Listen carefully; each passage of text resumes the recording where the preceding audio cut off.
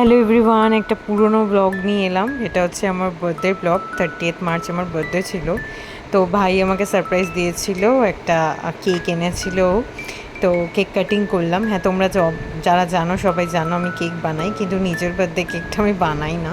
তাতে আমার cake cutting না হলেও অসুবিধা নেই, কারণ বাঙালি হিসেবে আমি পায়েসটাই পছন্দ করি। আর আমি নিজেও এমনিতে খুব একটা ক্রিম কেক খাই না, টি টাইম কেক বাদ দিয়ে, ফ্রুট কেক বাদ দিয়ে।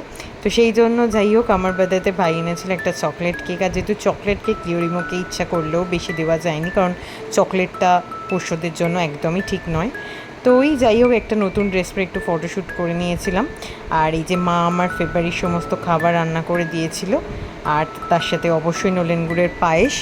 আর হচ্ছে আমার বর যেহেতু বাইরে থাকে, তো ও আমার জন্য একটা গিফট পাঠিয়েছিল ফ্লাওয়ার ওরা থেকে। তো ওরা খুব সুন্দর এরকমভাবে রোজ বুকে বানিয়ে দেয়, তো ভীষণ সুন্দর লাগলো। ও আমাকে গিফটটা পাঠিয়েছিল, সেটা বেশ কিছুদিন ছিল।